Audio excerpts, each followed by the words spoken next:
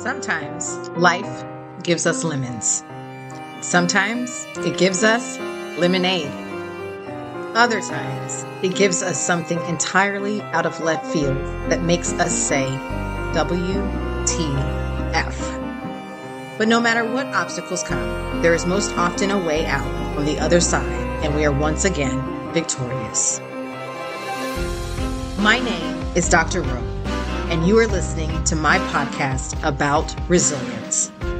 Every guest shares a tragedy to triumph story to give listeners like you the inspiration to push through every single day. Listen now as my next guest shares how they were life-jacked. What do you do when a natural disaster destroys everything you have worked hard for? My name is Dr. Rowe, and this is Life-Jacked, the Resilience Podcast. Life-Jacked is when an unfortunate or unplanned event happens to jack with your life. My guest for this week, Tara Pyfrom, born and raised in the Bahamas, experienced a devastating storm in 2019. Hurricane Dorian created a massive storm surge that inundated her home and stranded her wife, their 6-year-old daughter, and 5 dogs with no escape. They barely made it out alive and lost everything in the process.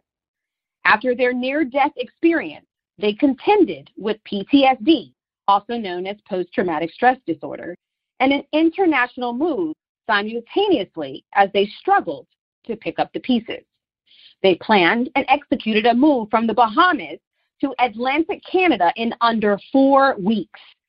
After the move, Tara was able to graduate with a college degree at 40 as the valedictorian of her class. Her book, The Ocean in Our Blood, is a thrilling survival story that relives the circumstances of the Pyfrom family. She wants listeners to know that rebuilding a new life after losing almost everything is challenging and also eye-opening.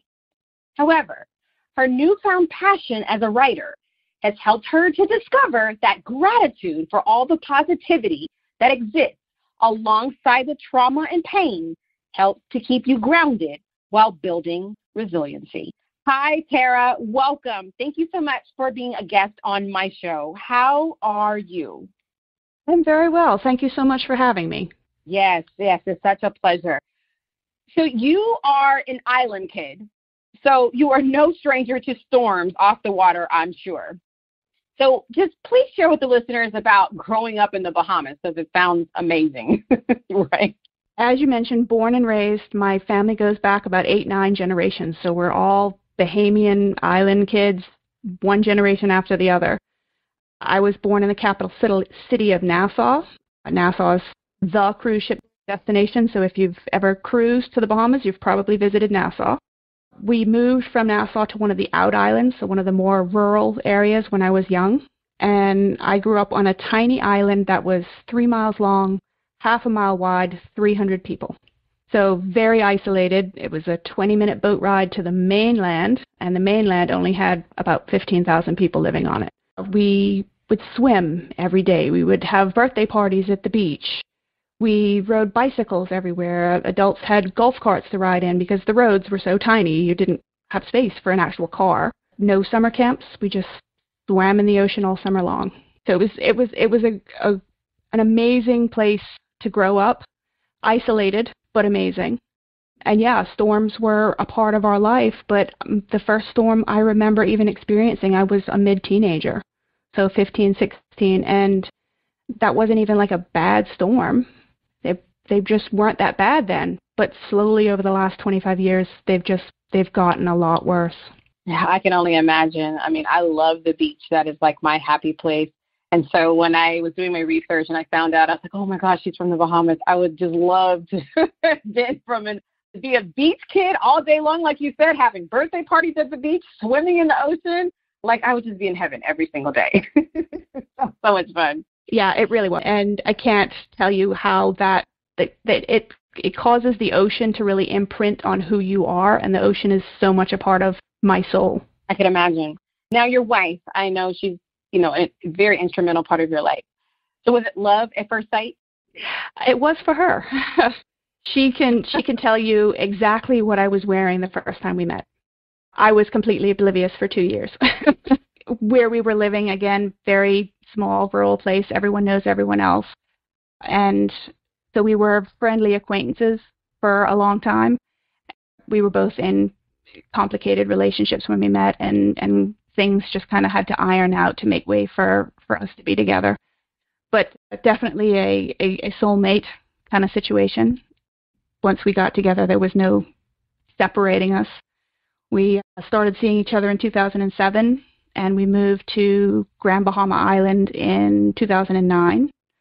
We got married 2010 in Vermont, in the northern United States, because at the time it was one of only 5 states in the United States where same-sex marriage was legal. And same-sex marriage is still not legal in the Bahamas, is not recognized. And then we had our daughter came to us in 2013. And so our life in Grand Bahama Island was we had a great life. We were madly in love after years of marriage. We had a beautiful home that we had designed and built ourselves right on the saltwater canal, so oceanfront. We had 5 dogs that were like extended members of our family, and our daughter was thriving, and life was great. Thank you for sharing that. I wanted you to talk about that, because just to paint a picture for the listeners to just understand, the relationship that you have with your wife, the family that you have with your wife and your daughter, as we go through this conversation and talk about, what happened to you all. But I just wanted the listeners to get a picture of the foundation that you all have as a family. And so thank you so much for sharing that. So in the States, when we have warnings of hurricanes, we have the option to flee. At times, the constable or officer, sheriff, whoever, may even come to your door and say, hey, you have to leave. Like, you have to get out of here. You cannot stay. But on an island, I'm trying to figure out what are the options when a storm is coming, especially ones that are Category 4 or Category 5. So the Grand Bahama Island where we were living is in the northern Bahamas. It's only about 80 miles from South Florida, but separated by ocean. So to leave the island, you do so by boat or by airplane. So a lot of second homeowners or expats, non-Bahamians that were living on the island, would leave for a storm. But those people would leave 4 or 5 days before the storm's expected arrival, when the path is still very unsure. So predicting weather is still very much of a guessing game. Like, the meteorologist can tell us this is what it might do, but then it might do this.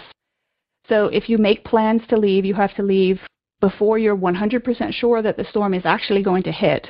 And the logistics of that is either finding a seat on a regular commercial airline or taking an 8-hour boat ride across the Gulf Stream, which is not known to be calm all the time. It's quite a deep, very fast-moving current, so it's not a great boat ride. I've never actually done it myself. So if we had wanted to leave with 5 dogs, we would have either put our 5 dogs on a boat ride across the ocean with our daughter, or we would have had to rent a private plane, because no commercial airline is going to let us put 5 dogs on the plane. And we weren't going to leave them. They're a family. And right. To be honest with you, as locals don't leave. We don't leave. We've weathered many storms. There's no reason for us to leave. We're fine. We lose some trees, a shutter blows off, and you're fine. So walk us through that day in 2019 when Hurricane Dorian, a Category 5 storm, hit the island. So we started out with, a little bit of wind, then it gets a little bit more, and, we know that it's coming, and we've prepared, and we've, battened down and moved patio furniture and bought provisions and all of those things, and we're ready. We've done it a bunch of other times, so we know exactly what to do and when to do it. We knew that this one was going to be bigger. We had no idea how much worse it really was going to be. Storm started 10 o'clock that night. We went to bed. We got up a couple of times, checked the windows, checked the weather. We got back up 4 a.m. The water started to come inside the house. Now, we were next to a saltwater canal. We knew that water was a possibility, but we had built our house elevated so that if there were water, it's just in the yard. It kills the vegetation, no big deal. Except by 4 o'clock that morning, the water would have already risen 10 feet. So the water came from the canal, completely flooded the road, the yards, all of the neighboring areas, and was starting to come in the house. And at that point, it was, okay, this is annoying. We're going to have to, claim on house insurance, and we're going to have things that are, waterlogged, but we'll be fine. But the water didn't stop. It just kept rising and rising, and then it was ankle deep, and then it was knee deep, and then it was thigh deep, and then we were sitting on our kitchen counters trying to stay dry, and the furniture is starting to float, and things are falling off of shelves, and there's glass breaking everywhere, and the dogs are freaking out, and our daughter is getting scared, and, what are we going to do? The water's not slowing down. It just keeps rising. By the time the sun came up that next morning at, 7:30-ish with all the weather, we were completely cut off. We couldn't have gotten to a neighbor's house if we had wanted to. There was no one that could come out and help us.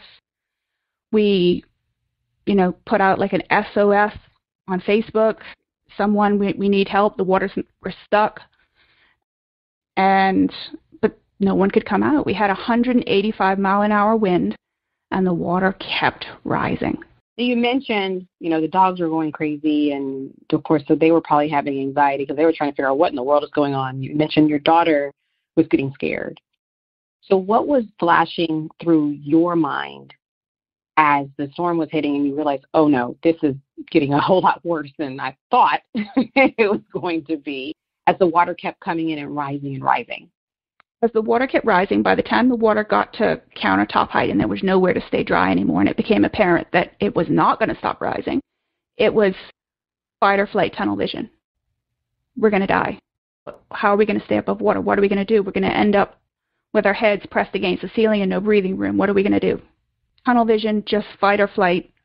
How do we stay alive? How do we keep everybody alive, everybody together? What do we do? We ended up actually going outside of the house because the fear was so intense that we were going to drown inside the house. The thought was that if we went outside, at least we could keep our heads above the water.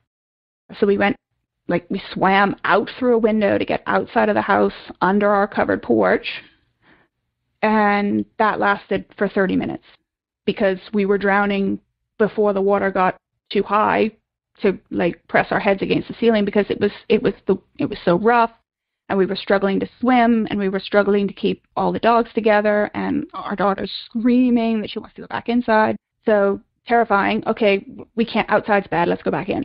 So we had to actually dive back into the house, 5 dogs and a 6-year-old.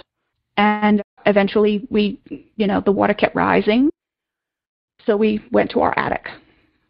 Terrified to go in our attic because once we're in our attic, we can't get out. There's no way to get out. There's no, there's no wrap, there's no gable or window or anything in there, so there's no way of getting out. We're scared we're going to drown in the attic, but we're definitely going to drown if we stay in the house. So by the time we got everybody into the attic, I was swimming under our door frame. The house had a foot of breathing room left to get the last dog and get into the attic. And we were there for 24 hours waiting for the water to reach us. It didn't. It stopped at the ceiling height. And then waiting for the hurricane to rip the roof off. At any second, for 24 hours, we sat waiting to die, waiting for the roof to come off. And we thought that was going to be the end. Wow. So once the storm was over, what was the rescue process like? So after 24 hours in the attic, we were able to see that the water started to recede. Okay, that means we're alive. That means the storm's leaving. We've made it. We're okay now. We're not going to die. Had to wait another 6 hours for the water to recede enough to come out of the attic. Got out of the attic, got everybody down, got everybody situated on a bed. We figured that was the safest place. There was broken glass everywhere. And then not 20 minutes after we came out of the attic, this person appeared. The whole yard is still flooded. We're still an island unto our own. and this person appeared on our back porch. The rescue boat, grassroots effort, no organized governmental rescue had started yet. These were folks that were volunteers with the Bahamas Air and Sea Rescue. They got in a little boat when we were still blowing 80-mile-an-hour winds, and we were the first stop. Oh, my goodness. Well, God bless them. Yeah, absolutely. They have my eternal thanks and will always. And all the dogs got out. And all the dogs got out. They swam the dogs to the boat. We swam out to the boat. It was very touch and go because if someone had stumbled or lost the way, the currents would have taken us. It was still very dangerous to be out. But so we made it out. So even during the rescue, it was still raining. Still raining, still blowing 80 mile an hour, which with water up to your chest, you will still drown if you don't have your feet planted firmly. Wow, what a resilient story. I mean, talk about being life-jacked. Yes. You know, like you said, you're from an island. You've been in the Bahamas your whole life, generations of generations. Y'all probably have, you know, storm drills at school and you know what to do, and you board up, like you said, you board up your house and, you know, maybe a shutter or two flies off, no big deal. You just sleep through it and pass it through, and then you go on with your life, and not ever imagining that this could be the storm that ultimately just makes your life change or makes your life take a turn, you know, in a totally different direction. Just amazing. Oh my goodness. But you guys are incredibly resilient. I know it was probably such a tough time, but I love the story that you tell of y'all sticking together, right? You know, even though there's a panic, but y'all did everything together, even the dogs. You know, that is amazing. That is just absolutely amazing. So you all decided to move to Atlantic Canada. That's quite a change from the Bahamas. So why there? We lost everything. After the storm, structural engineers determined that the house was not salvageable at all. The foundation cracked with the storm surge. There was nothing to salvage. So we evacuated to South Florida, and we started kind of, okay, what are we going to do? We're alive. We have very little in the way of possessions anymore. What are we going to do? Going back to the island, just post-Dorian war zone, was not an option. We couldn't wrap our brains around going back for permanence. We didn't want to do this again. We didn't ever want to be in the path of another hurricane. We had zero legal pathways to stay in the United States, to immigrate permanently. And we were never going to even consider doing it illegally. So the next logical step was, okay, what about Canada? And Canada has legal pathways for immigration. They're very, very welcoming for immigrants. They're very accepting of LGBTQA plus families. So we decided Canada. And then from there it was Atlantic Canada, because we wanted to be near the ocean. Even though it tried to kill us, we still wanted to be near the ocean. And we wanted to be within driving distance of family in New England. So we pretty much threw a dart at a map and moved with no plan, 3.5 weeks of planning. We arrived in Atlantic Canada only 6 weeks after almost dying in Dorian. We just threw a dart and said, okay, we're going to give that a try. Wow. So, of course, you were in the Bahamas, which probably was sunny for the most part, except for a few days of rain here and there. And now you're in Atlantic Canada, where it absolutely snows. So how have you all adjusted to the weather? We have adjusted to the weather. We were regular travelers. So when you live on the beach, you go to the snow for vacation. So we had taken many snow vacations. But vacationing in snow for a week is a whole lot different than living in it permanently. Yeah. So living on an island, there's, just a certain cultural behavior, a certain way of life that you're accustomed to. And now you go essentially, of course, I'm a United States citizen, so I would say stateside. I would say in the States. But of course, y'all are in Canada and go up there in the territories. So what challenges did you all experience after moving to Canada? How did you all get through them together? So definitely a climate culture shock. I had no idea that there were such thing as winter tires. I learned very quickly how to use a snowblower, but the learning curve was pretty sharp. Like you're in it. You got to learn how to do it like right now. When we got to Atlantic Canada, we were able to find an Airbnb that allowed us to have that many dogs, which who knew that Airbnbs like that even existed. We were house hunting over the internet before we even got here.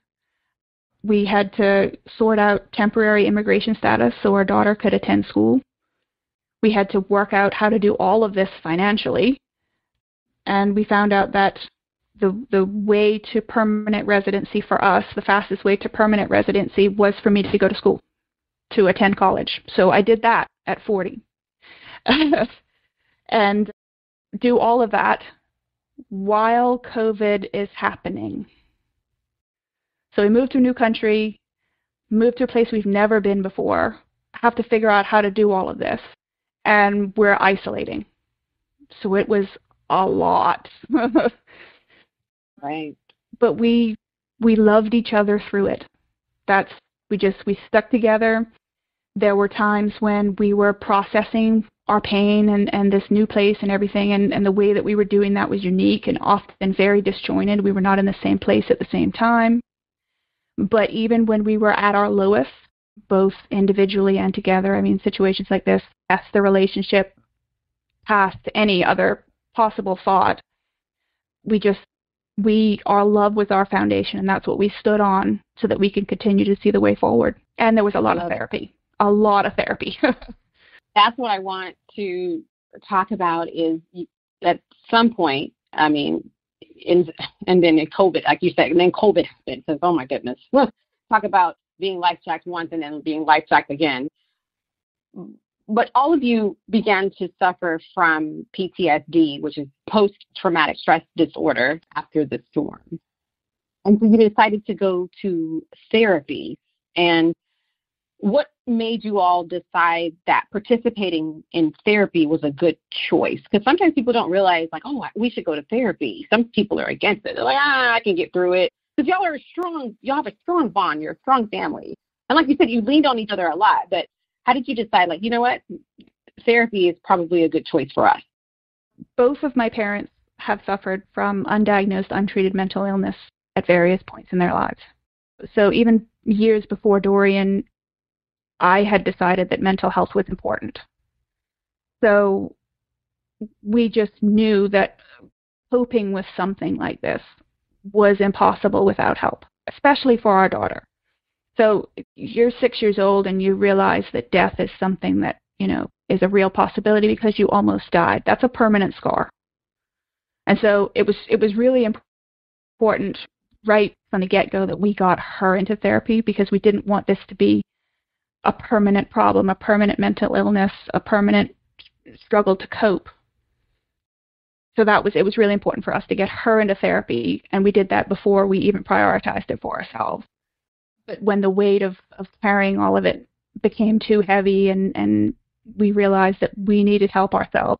And so therapy, both of us were in therapy. Lots of different behavioral techniques had to be learned, coping mechanisms. Been to more than one therapist, tried gratitude journaling and box breathing and creative visualization and a technique called EMDR, which is eye movement desensitization response. So lots of different kinds of therapy, and none of those things worked perfectly 100% of the time. It's a combination of using different things at different times with different therapists that really helped us process. Now, you are an author and writer of several articles now. So is writing something that helps you? Ultimately, the best therapy that I found was writing therapy. So I would write small sections of what had happened to us, and sometimes it would only be a couple of minutes, an hour of chronological time in our 36-hour ordeal. And I would read that out loud to my therapist, and I would read it again, and I would read it again, and I would read it again, and I would read it with tears streaming down my face and snot running out of my nose and hardly breathing and having a migraine after every session. But the repetitiveness of it and the reading and the writing and the getting it out was so helpful and so cathartic for me. And eventually those therapy sessions and that journaling, those shaky pages kind of became the foundation for my memoir, The Ocean in Our Blood. And it morphed into this drive and this dream that I didn't know that I had before. And that really helped me see what resilience was for me. What do you hope readers will gain after reading your book, The Ocean in Our Blood? It's important that people remember that Hurricane Dorian happened. The Bahamas and Dorian were all over the news the first few days and maybe the first couple of weeks. And then the news coverage found something else, some other story that was more interesting. And if these stories aren't written down, they're forgotten. And 70 plus people died in the Bahamas because of Dorian. And that number is actually not terribly accurate because there are lots of illegal immigrants that died, undocumented people, and they're not counted in that number. So it's important that we remember that it happened, but also the retelling of what happened to us and how we survived and how we have managed to recover has become a mission, and it's become a passion of mine, born out of therapy and out of realizing that I'm stronger than I thought I was, that I'm more resilient than I ever thought I could be. And that's given me this drive and this dream that I want to have people hear this story. And it's really important to me that our story of trauma and healing can help other people that are dealing with trauma know that recovery, you can get to the point of recovery. You can attain it. No, most definitely. And so I have to ask you, in your opinion, what are the best ways to build resilience? For me, it was a couple of things. It was my willingness to get help and to accept help. Anyone that offered help, I said yes. I'm a control freak by nature, so that's really hard for me. I want to be able to do it on my own. I want to be independent. But you can't do this by yourself. You have to process the emotions surrounding whatever has happened to you in order to get to that point of resilience. The other thing was my determination and my stubbornness that I'm going to get through this. I'm going to be happy again. And Ralph Marlston said, happiness is a choice, not a result. Nothing will make you happy until you choose to be happy. It can only come from you. And so I decided that Dorian was not going to be everything for the rest of my life. I decided that I was going to find another way to be happy and figure out what things I needed to do and how our new life needed to be set up to make us happy. And then I don't think that I could have become as resilient as I am without my wife, without our love, without her by my side, without us supporting each other. I could not have done it. Well, kudos to you and your wife for building such a strong foundation and being vulnerable to allow love to just surround you both, because the love that surrounds you both spills over to your daughter, and so then she will be a loving light in this world as well. Well, Tara, thank you so much for your time. I really appreciate you. Please take the time to let everyone know how they can either follow you on social media or get a copy of your book, The Ocean in Our Blood. So my memoir, The Ocean in Our Blood, will be out next summer, July 10th, 2025. And if you go to my website, that's tarapyfrom.com, you can sign up to receive pre-order information when pre-ordering is available. You can find links on that website as well for articles that I've written. And if you're on social media, you can follow me on Instagram at Tara Pyfrom or Facebook, Tara Pyfrom Author. And I wanted to mention, too, that with my memoir, I've actually got a lot of photographs. So we actually were taking photographs throughout our ordeal. And so a bunch of our personal photographs are actually in the book. Amazing. And if you also want to see pictures and photos from the storm and the Tara's house being flooded, visit my website at www.ronicalljacobs, that's RONICALJacobs, JACOBS.com, or you can visit www.lifejackedpodcast.com. Any last words of encouragement for the listeners? Whatever you're facing, whether it's trauma recovery like we are, or if it's addiction, or if it's other mental illness, it will get better. Remember to ask for help. Stick with therapy. If your therapist doesn't feel like the right fit, they may not be the right fit. Find a new therapist. Find a new behavior technique. Keep trying. Therapy is not one size fits all by any means, and it does take time, years even, but therapy helps build resilience. That's wonderful. Well, Tara, I wish you and your family nothing but blessings and abundance. Thank you so much for being a guest on the show. Please take care. Thank you so much for having me. You have just listened to Life Jacked, the Resilience Podcast with your host, Dr. Rowe. Subscribe to this podcast on Apple Podcasts, Google Play, Pandora, Spotify, and any other podcast streaming platform. Remember to live, laugh, love, learn, and then repeat. See you in the next episode.